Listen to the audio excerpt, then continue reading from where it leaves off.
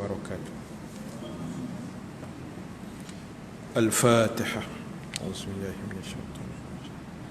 بسم الله الرحمن الرحيم. الحمد لله الرحمن الرحيم مالك يوم الدين إياك نعبد وإياك نستعين اهدنا الصراط المستقيم صراط الذين أنعمت عليهم غير المغضوب عليهم ولا الضالين. الحمد لله رب العالمين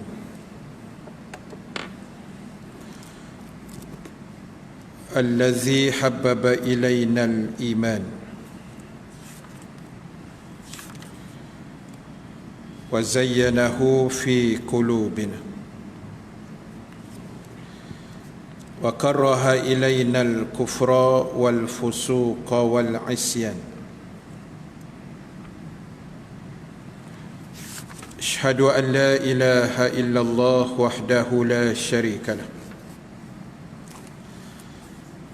وأشهد أن محمدا عبده ورسوله. اللهم صل وسلم وبارك على سيدنا محمد وعلى آله وأصحابه أجمعين. ربنا افتح بيننا وبين قومنا بالحق وأنت خير الفاتحين فسيكفيكهم الله وهو السميع العليم. أما بعد. Sahabul kiram, tuan-tuan imam, tuan-tuan Bilal, pengerusi dan seluruh ahli jawatan kuasa masjid Kota Damansara, muslimin muslimat yang dirahmati Allah Subhanahu wa taala sekalian. Alhamdulillah taala, kita memanjatkan setinggi kesyukuran kehadrat Allah Subhanahu wa taala. Dengan keizinan daripadanya kita dapat sama-sama bertemu dan berhimpun sekali lagi pada malam ini. Setelah beberapa bulan kita tidak dapat melaksanakan kuliah sebegini, namun kita telah meneruskannya secara online hampir setiap bulan. Dan malam ni alhamdulillah kita dapat lagi bersua di dalam rumah Allah Subhanahu wa taala.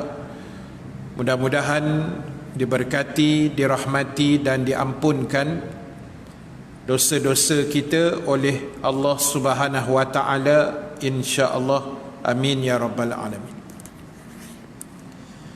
Muslimin dan muslimat sekalian, InsyaAllah pada malam ini saya akan sambung perbahasan dan perbincangan menggunakan kitab 20 golongan yang menyesal pada hari kiamat. Dan kita masih lagi dalam golongan yang ke-9 yang banyak terjadi dalam masyarakat kita pada hari ini. Yang ke-9 iaitulah mendurhakai kedua ibu bapa. Yang ini kita dah bincang sebahagiannya pada kuliah-kuliah online kita sebelum daripada ini. Dan saya terus menyambung bacaan pada muka surat 59 pada perenggan yang di bawah sekali. Masih di bawah tajuk menderhakai ibu bapa.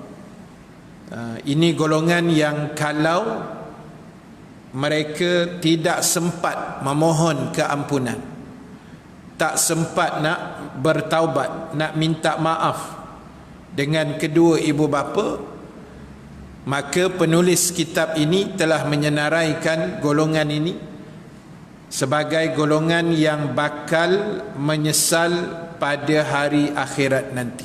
Wal-iyazubillah.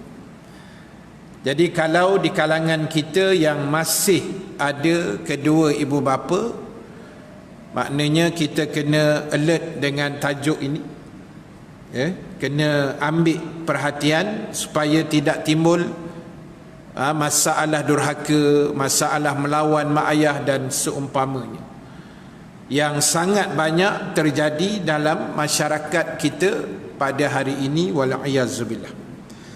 Baik, saya sambung bacaan. Di antara amal perbuatan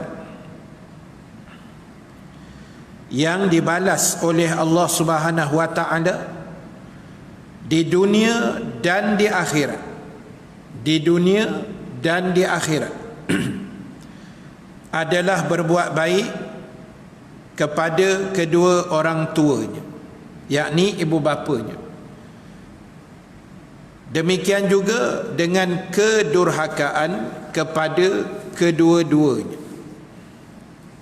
Baik, tuan-tuan, ibu-ibu sekalian, ini perkara asas yang kita mesti kena faham.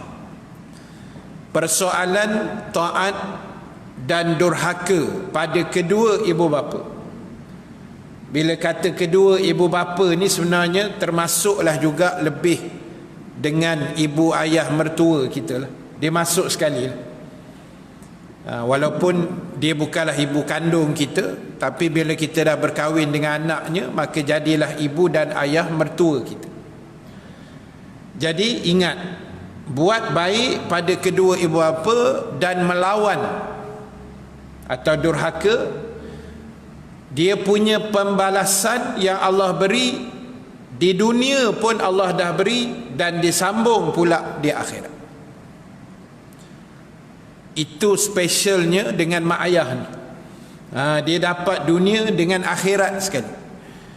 Jadi andainya mak ayah kita masih hidup, maka kita berbaktilah sebaik sedaya yang mampu, walaupun kita tahu sebanyak mana pun usaha kita mentaati keduanya, menyayangi keduanya, merahmati keduanya, kita hormat keduanya, balas jasa mereka, kita tahu di sisi Allah kita tak daya nak membalas 100%. Takkan mampu punya. Kita nak bayar dengan apa? Jasa mak kita usung kita 9 bulan dalam perut, tak terbayar, tuan-tuan. Tak, itu belum dia berjaga malam, kita merengek, kita tak boleh tidur, kita senak perut, kita meragam, tak boleh tidur, kan? Mak ayah kita, ayah lalu tidurlah, mak mak tu, ayah ni dia penyabar, dia memang sabar sungguh. Dah, mak tu, jasa tu tak boleh nak balas. Kita dah pernah bincang sebelum ini bagaimana seorang sahabat Nabi yang mendukung ibunya, kan? Dia menunaikan umrah haji, dia mendukung ibunya. Daripada tawaf tu dia dukung, pergi sa'i dia dukung, wukuf Arafah dia dukung betul ni, letak atas belakang ni. Dan selesai haji dia jumpa Nabi, wahai Rasulullah, adakah aku dah berjaya membalas jasa ibu aku? Nabi kata belum. Itu setara dukung buat haji, tuan. Kita baru pimpin tangan masuk Tesco, masuk pasaraya mall, bawa pergi bercuti lah 2-3 hari dah, sebelum Covid dulu ni, pun kita dah rasa macam ahli syurga lah kita ni. Nampak? Tak apalah, dah benda baik, tak ada masalah pun. Cuma nak sebut sampai level dukung macam tu pun, bukan dukung saja-saja, dukung buat haji, umrah, benda yang rukun Islam yang kemuncak, kan, haji umrah, tiba-tiba pun tak mampu membalas jasa ibu kamu, kata Nabi. Jadi memanglah kita nak balas 100% ni tak mampu. Jadi untuk mak ayah kita yang masih hidup, kita pesan sekali lagi, berbaktilah, turutilah apa kehendaknya yang kita daya, kita mampu, kita usaha buat. yakin dan percayalah muslimin muslimat sekalian, atas dunia Allah dah balas. Yang kadang-kadang balasan itu kita tak perasan. Kan? Mungkin kita dah hidup 60 tahun. Sihat, belum sakit, tak pernah jejak hospital umpamanya. Mungkin itu faktor berkat kita taat mak ayah, mana nak tahu. Kadang kita tak perasan benda tu. Kan Allah bayar tu dalam bentuk benda yang kita tak perasan kadang-kadang. Payah nak jangka. Walaupun kadang-kadang boleh agak juga. Ujung bulan kita ulur kat mak kita 200-300 ringgit, takat mampu. Tahu-tahu selang sehari dua ada benda Allah ganti balik yang 200-300 tu, kita boleh nampak. Oh, ini mungkin sebab aku bagi mak baru 2 hari lepas ni, Allah bayar balik. Itu mungkin kita boleh agak yang itu. Tapi banyaknya tuan-tuan, ibu-ibu sekalian, benda yang kita tak boleh jangka. Dan ingat, mendurhakai atau mentaati ibu dan bapa ini di dunia Allah bayar secara cash. Dipanggil COD ya, cash on delivery. Dah Allah bayar tunai selalu. Oh, banyaklah tuan-tuan, kita jumpa banyak. Dan bukan kita jumpa, kadang-kadang pengalaman kita sendiri kan. Masa kita budak-budak dulu, mak pesan dah, kalau main-main luar sebelum maghrib balik. Dulu-dulu kan, sebelum bang maghrib balik kata. Dah senja-senja tak reti nak balik. Time tu lah sedap main bola pula. Time senja tu, time tu menjadi pula. Dia selalu begitulah. Macam kita, saya kecil-kecil dulu kan, mancing. Petang-petang lepas asar pergi mancing kat Sungai Gombak. Mak kata sebelum maghrib balik. Dekat maghrib tu ikan makan banyak. Itu yang jadi masalah kan. Lah kali lepas maghrib juga balik lah. Tunggu depan pintu, main kena tibai pun. Jadi tuan-tuan, kita alami pengalaman itu sendiri. Dan kadang-kadang kita dah jumpa dah masyarakat keliling kita ni yang Allah bayar tunai. Saya dah jumpa banyak tuan.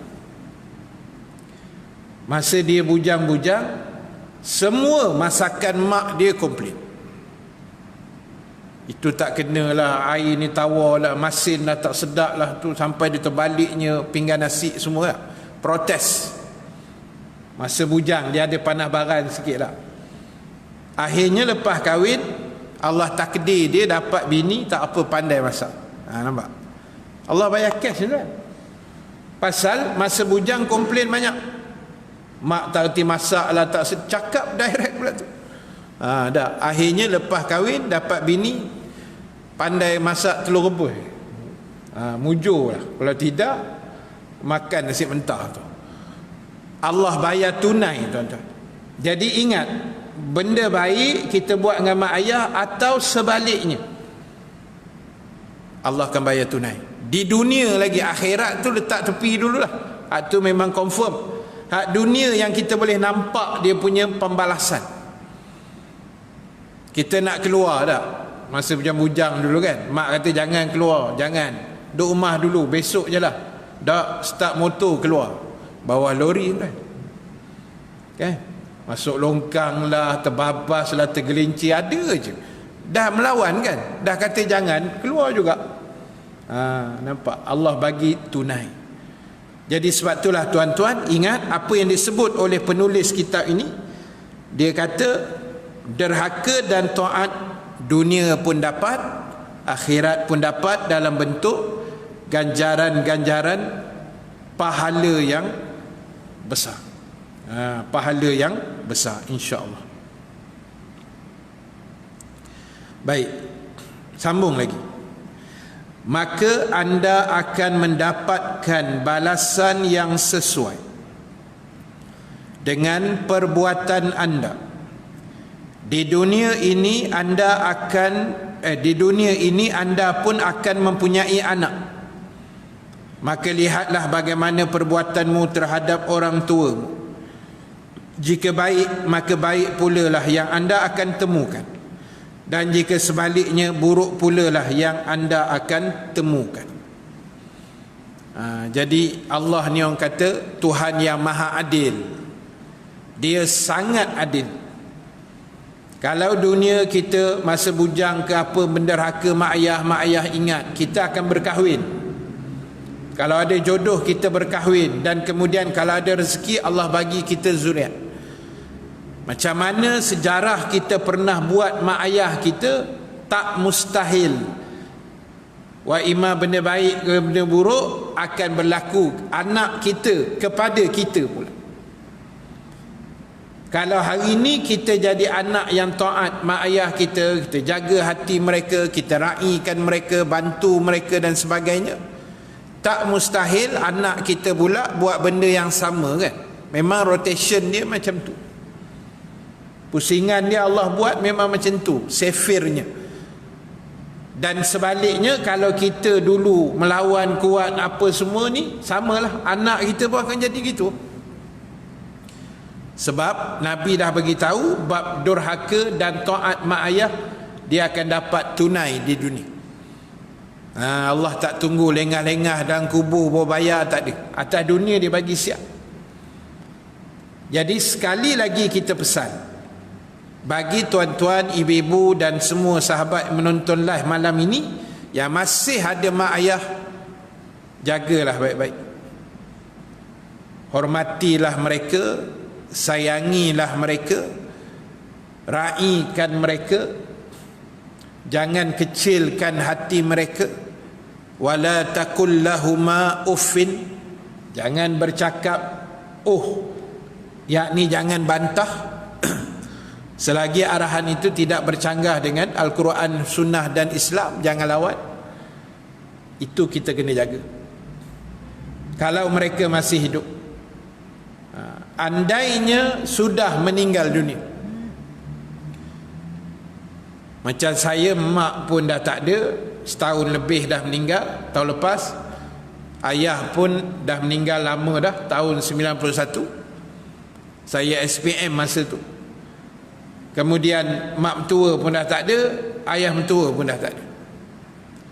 Jadi untuk kita yang sudah kehilangan mak ayah semua ni, tugas kita anak-anak, kirimkanlah doa harian yang terbaik buat mereka. 5 waktu kita solat tuan-tuan, takkanlah tak boleh selit doa kat situ. Pada saya ya, ini bukan fatwa ya, ini pada pandangan saya. Doa kita pada mak ayah lepas solat ni saya letak wajib lah doa dah. Wajib kita kena doa. Sebab kita nak bantu apa lagi? Diorang dah tak ada tuan-tuan. Diorang dah pindah ke alam barzakh. So apa cara kita nak bantu diorang? Tak ada cara lain. Caranya 5 waktu berdoa. Kadang ada orang dia complicated sangat. Saya tak reti doa bahasa Arab Ustaz. Tak apa, bahasa Melayu je. Bahasa Inggeris ke ikut kita lah, bahasa apa pun tak ada masalah. Allah tu maha mengetahui. Dah kita ni majoriti muka Melayu semua dalam ni, bahasa Melayu je kan. Doa ringkas pun tak apa, tapi kita doa dengan penuh keikhlasan. Ya Allah, kau ampunkanlah dosa ibu dan ayah aku, ibu dan ayah mertua aku. Ampunkan dosa mereka ya Allah. Kau lapangkanlah kuburan mereka ya Allah. Kau jadikanlah kubur mereka seperti taman-taman syurga-Mu ya Allah. Jangan engkau jadikan kubur mereka seperti kawah api neraka-Mu ya Allah. Dan kau masukkanlah mereka ya Allah ke dalam syurga Firdaus-Mu. Pendek je tuan kan, pendek saja, bukan nak panjang-panjang doa. Allah pun tahu kita pun ada hajat lain yang kita nak minta, tapi selitkan doa untuk masuk. Minta untuk mak ayah kita syurga Firdaus. Jangan syurga aja, syurga Firdaus. Ini bukan saya suruh tuan-tuan, tapi secara generalnya, secara umum Rasulullah sallallahu alaihi wasallam yang pesan pada kita. Nabi kata apa? iza as'alukal jannah fas'alu jannatul firdaus. Nabi kata, bila kamu tadah tangan memohon doa kepada Allah tentang syurga, Nabi kata mintalah syurga firdaus. Kadang-kadang kita pula rasa seram tak? Ustaz, saya dosa banyak Ustaz. Minta syurga pun rasa malu, ini pula firdaus. Kan? Kadang-kadang kita rasa juga benda tu tak? Maknanya kita sedar diri lah. Baguslah tu kan. Tapi Nabi suruh minta. Dah Nabi suruh, buat je lah tuan-tuan. Kan? Dah Nabi suruh, kita buat. Sebab Nabi suruh tu ada sebab. Nabi suruh tu bersebab tuan. Nabi kata bila kamu berdoa minta syurga, mintalah syurga firdaus. Sebab apa? Sebab Nabi kata, pertama, kerana syurga firdaus itu adalah syurga yang dikira paling tinggi darjat. Kalau bahasa kitanya, syurga nombor 1 lah. Macam tu. Darjat dia hebat, nikmat dia hebat. Dan pernah juga orang tanya, dia kata, Ustaz, alah yang penting masuk syurga Ustaz. Tak kira lah syurga firdaus ke, syurga Adnin ke, syurga Royan ke, apa ke, tak kisahlah. Apa syurga pun yang 7 tu, janji masuk, lega dah Ustaz, daripada kena lempar masuk neraka. Betul. Tapi nikmat tak sama Ustaz. Kalau nak mudah fahamnya, ini saya minta maaf sebut contoh tuan-tuan. Tak boleh sebutlah kan, ada yang terasa. Saya nak bagi contoh gini. Syurga yang last sekali, yang paling kurang nikmat, ibarat kita naik kereta kecil lah. Macam tu lah. Saya tak mau sebut jenama lah, kan terasa lah. Syurga firdaus ni kira kereta import yang mahal tuan-tuan, yang harga 1 juta 2 juta. Macam tu gambaran. Sama juga semua kereta kan, tapi nikmat kan lain. Naik kereta kecil kan, walaupun dia laju kan, macam MyView, tapi nikmat dia lain. Berbanding kita naik kereta besar tak, bunyi pun tak masuk, pula steering pun sedap lembut kan, aircon dia pun satu macam. Ada satu kereta tu tuan-tuan, kalau tuan-tuan bagi high beam, kita tengah mandu malam kan, kita high beam kereta depan. Kalau kereta kita high beam tu terus lampu tu pap gitu je. Ada satu jenama kereta ni, bila kita high beam, dia macam sentimental sikit tuan. Dia naik ke kereta depan tu slow and steady. Dia pergi tu manja-manja lah. Macam dia nak kata, tolonglah tepi sikit. Macam tu kan. Kalau kereta kita, woi tepilah sikit, dia ganas sikit. Dia beam sekali pun tembak terus ke muka kawan tu. Yang ni kita beam, dia slow je naik tuan. Orang tu pun tak ada kelang kabut dah, orang depan. Dia kena suluh tu slow tuan. Kan tak sama nikmat. Jadi sebab apa Allah suruh, Nabi suruh minta syurga firdaus? Nombor 1, sebab dia syurga yang paling hebat lah. Yang kedua, kata Nabi SAW, kerana daripada syurga firdaus itulah terbitnya, kita panggil macam ibu sungai lah, punca segala mata air yang mengalirkan pula sungai-sungai ke syurga-syurga yang lain-lain itu. Punca air sungai syurga nombor 2 sampai nombor 7 datangnya daripada firdaus. Maknanya lubuk pusat dia kat situ lah, pusat mata air dia tu daripada jannatul firdaus. Dan nombor 3, kata Rasulullah sallallahu alaihi wasallam, kenapa minta syurga firdaus? Nabi kata kerana syurga firdaus terletak di bawah arasy Allah.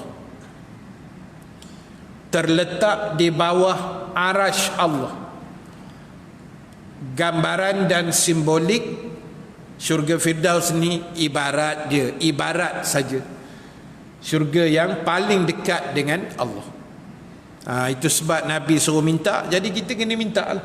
especially untuk mak ayah kita kan. Doakan mereka, ya Allah Engkau masukkanlah ibu bapa kami ke dalam syurga Firdausmu ya Allah, amin ya rabbal alamin. Jadi tuan-tuan, untuk mak ayah kita yang dah meninggal dunia, itulah habuan dia. Kita doakan mereka. Lagi banyak benda kita boleh buat. Malam Jumaat ke kita baca Yasin, tak kira lah. Baca Kahfi ke Yasin ke, tak apa, baca je lah. Dan kita hadiahkan pada pahala-pahala pada mak ayah kita. Ulama kata boleh. Kejap lagi habis kuliah Isyak ni, Maghrib ni kita solat Isyak. Lepas tu tuan-tuan keluar, ada 2 tabung di luar sana. 1 tabung masjid, 1 tabung Ihya Ramadan. Tuan-tuan masuk RM10, contoh tak, atau berapa ringgit lah, tak kisah. Dalam tabung masjid, ya Allah, pahala sedekah tabung masjid RM10 ni untuk arwah ayah aku. Ya Allah, pahala RM10 untuk Ihya Ramadan arwah ibu. Boleh. Itu cara kita nak bantu mereka yang sudah tiada. Termasuk adik-beradik kita yang dah meninggal ke, datuk nenek ke, siapa je lah. Wa imah kawan kita sekalipun, tak apa. Ya Allah, aku baca Quran 2 muka surat ni, pahala ni aku hadiah pada kawan sekolah aku yang dah meninggal. Boleh?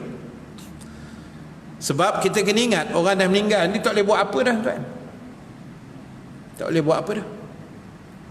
Saya sebut sehari 2 dalam kuliah ni, benda pertama kata ulama yang terjadi dan mesti berlaku pada orang yang baru meninggal dunia, baru mati, ialah menyesal.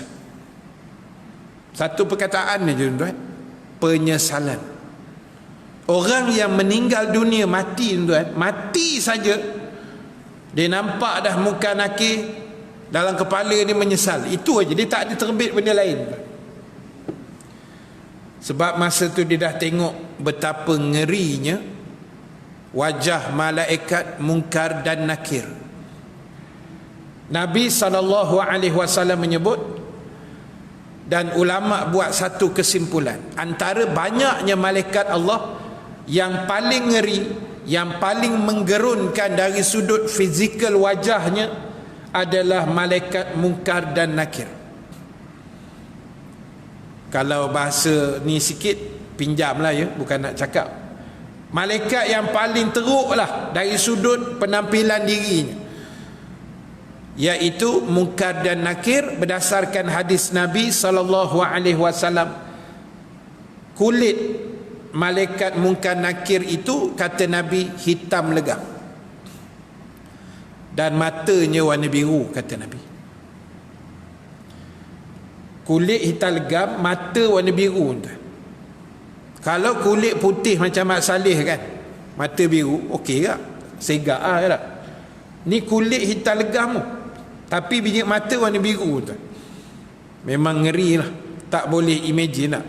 Jadi itu dalam kubur besok, mereka mati, masuk saja menyesal. Masa tu baru teringat kuliah Maghrib. Betul saya cakap. Sebab kita belum mati tuan. Ulama kata, bukan, Nabi kata, Nabi sebut tak, nikmat hidup hanya dirasai oleh orang yang sudah mati. Nikmat hidup hanya dirasai oleh orang yang sudah mati. Orang hidup macam kita sekarang, kita tak rasa mahalnya hidup tu. Lepas tu kita sodok aja semua, kita langgar aja semua, sebab kita tak rasa mahalnya nilai hidup. Yang betul-betul mengetahui dan menghargai mahalnya nilai hidup, orang yang sudah meninggal dunia. Orang dah mati tu baru tahu rupanya hidup atas dunia dulu ni memang nikmat, memang mahal harganya. Tapi sebab kita masih hidup tuan, kita tak rasa. Macam juga Nabi kata, nikmat sihat hanya dirasai oleh orang yang sakit. Mahalnya sihat itu orang sakit je rasa tuan. Bila kita senak perut tak, nak buang air susah, baru kita tahu mahalnya nikmat buang air tu. Bila kita dah terpeleot tangan, terseliuh, tergeliat, baru tahu mahalnya nikmat tangan. Betul tuan-tuan. Saya tadi pergi klinik di Gombak. Doktor yang selalu saya pergi apa-apa hal, saya refer kat dia lah. Sebab dia pun pernah lah ikut saya pergi haji, pergi umrah apa semua kan. Rapat juga. Jadi 3-4 hari tuan, saya sakit belakang ni, sakit kepala dekat sini, tengkuk ni, bahagian belakang. Dia macam berdenyuk kan, menangkap berat kepala. Jadi dalam kepala saya tak ada benda lah, darah tinggi je. Dalam kepala saya tak. Bila macam tu kita rasa macam, oh ini simptom darah tinggi, bahaya ni. Pergi cek. Mendebar lah bila dia nak cek darah kan. Tapi bila cek, doktor kata okey je Ustaz, darah Ustaz, tak ada apa masalah. Border pun tidak, apa pun tidak, elok lah, elok. Bacaan darah tu elok. Habis doktor ni bila denyut ni apa hal? Mungkin faktor lain Ustaz, kolesterol mungkin. Kolesterol tu rasa dalam tangan dah tu.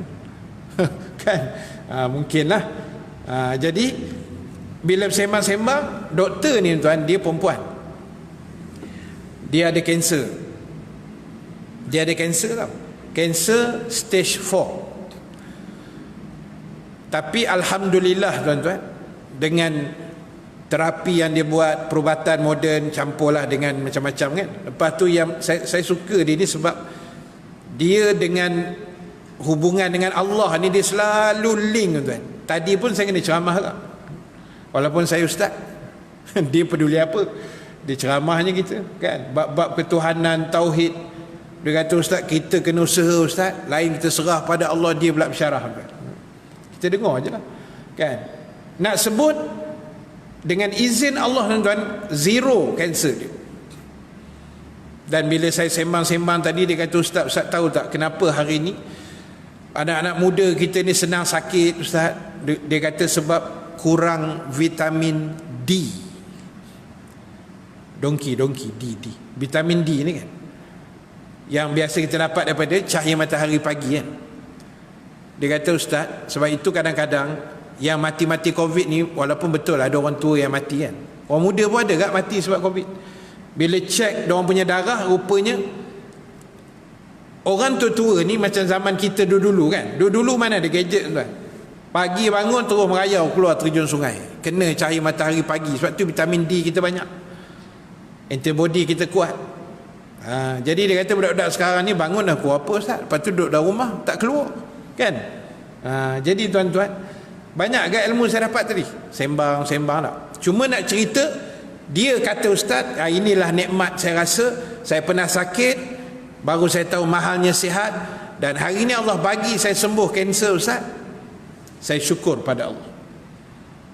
Jadi tuan-tuan, ini yang kita kena buat, ini yang kita kena pegang. Kita ada Allah dan di sana ada pembalasan. Sebab itu tajuk kita bincang malam ni, bab ibu bapa ni taat dan durhaka mesti ada balasan. Baik, akhir sekali tuan-tuan, sebab bawah tu dah tajuk yang baru. Diriwayatkan daripada Ibnu Umar radhiyallahu an, ia berkata Rasulullah sallallahu alaihi wasallam bersabda, berbuat baiklah kepada orang tua kamu, nescaya anak-anak kamu akan berbuat baik pula kepada kamu. Itu hadis Nabi. Ya, hadis Nabi ni. Nabi kata buat baiklah pada orang tua kamu, nanti anak kamu akan jadi macam tu juga. Kalau sebaliknya sama juga. Jadi itulah yang saya pesan tadi tuan-tuan, pesanan kita sama-sama. Maknanya kalau orang tua kita dah tak ada, itulah gayanya. Macam mana kita nak menghadiahkan pahala-pahala untuk mereka, sebab mereka sudah tidak ada ruang untuk buat pahala. Jadi sebab tu tuan-tuan, akhir sekali saya nak menyebut sebagai kesimpulan akhir, yang pertama, teruskan mengaji, cari ilmu di surau masjid secara online ke apa cara, jalan. Yang kedua, apa juga benda yang kita buat, pastikan niatnya betul-betul lillahi ta'ala. Manusia kita letak tepi dulu tuan. Pujian manusia ke, kejian manusia ke, boh tepi dululah. Itu lantak kat dia. Yang penting aku buat ni, Allah kata apa, Allah kata apa. Itu saja. Dan yang ketiga tuan-tuan, teruskan berdoa. Mudah-mudahan ada rezeki kita lagi tahun ini untuk mengecapi Ramadan Al-Mubarak, insya-Allah. Amin ya rabbal alamin. Dan tahun ni pun kita dapat berjemaah sekali tarawih, alhamdulillah tuan. Maknanya tahun ni turun makam sikit bagi lelaki, sebab tahun lepas dia naik makam jadi imam di rumah, imam satu. Sampai dah tak tahu ayat nak baca dah. Qul huwallahu inna ataina, bini pun nak pitam kat belakang tuan. Baru tahu susah jadi imam tarawih. Tahun ni alhamdulillah turun darjat sikit, jadi makmum kita, alhamdulillah. Jadi tuan-tuan, teruskan berdoa, mudah-mudahan Allah ampunkan dosa kita. Aku qauli hadza wa astaghfirullahal azim li wa lakum. Wassalamu alaikum warahmatullahi wabarakatuh.